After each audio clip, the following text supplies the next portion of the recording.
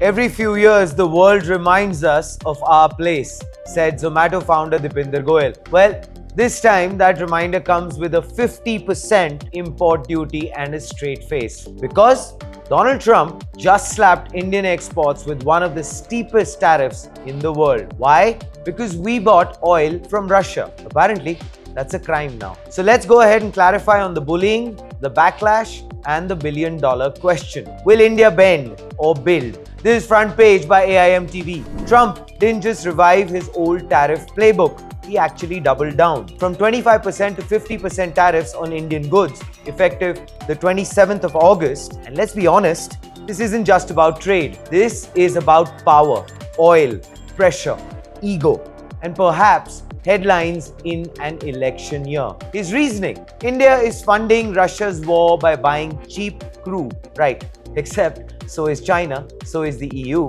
and so is Turkey. But the penalty? Well, that's reserved for India. And when asked why, Trump said it's only been 8 hours. Let's see what happens. The translation to that: I have no idea, but it sounded good in the moment. Who's going to pay the price? Short answer, we are. Long answer, our exporters. According to GTRI, Indian exports to the United States could drop by 40 to 50%. Markets already have gotten the memo. Sensex and Nifty slipped. MSME orders are being cancelled.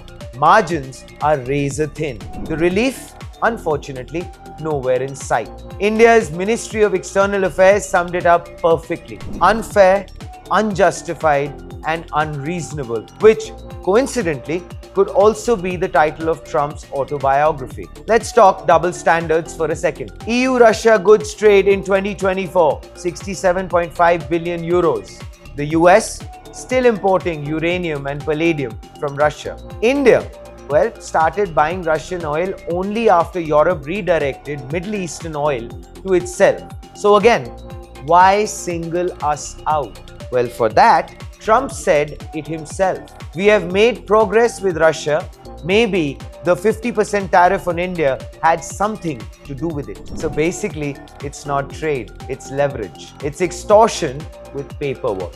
But here's the thing, India isn't staying quiet. From MEA to PMO, the message is loud and clear. India will not compromise on its sovereignty. We will protect our energy security, our economy, and our exporters. And India's response? Not just economic, it's strategic. Even as Washington turns up the heat, New Delhi is turning to Moscow. On the 6th of August, India and Russia signed a sweeping MOU, deepening cooperation in aluminium, fertilizers, railways, aerospace, mining tech, all with US tariff threats looming in the background. And the focus? Not the past, it's the future. Additive manufacturing, carbon fiber technology, rare earth mineral extraction, underground coal gasification. This isn't a backpedal, it's actually a pivot, a power move.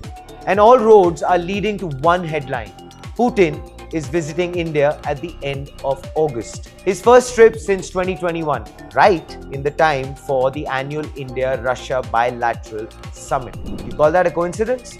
Not a chance. While Trump threatens sanctions, India is setting the table for Putin.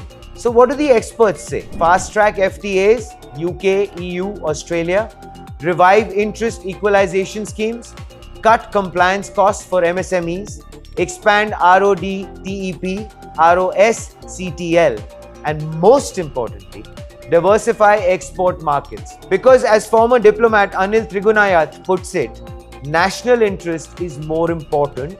We won't give in to arm twisting. Well said, sir. Now, to circle back to Deepinder Goyal. Global powers will always bully us unless we decide to become the most unapologetic superpower in the world. No more playing victim. Time to play architect of the global order. Economically, technologically, militarily, ambitiously. So tell us, how do you see this playing out? What should change? What needs to? And while you're thinking, we finally say this: Tariff karun kya iski, jisne ise banaya. This is Front Page by AIM TV. Like, share, subscribe, and always remember, think AI, thinking.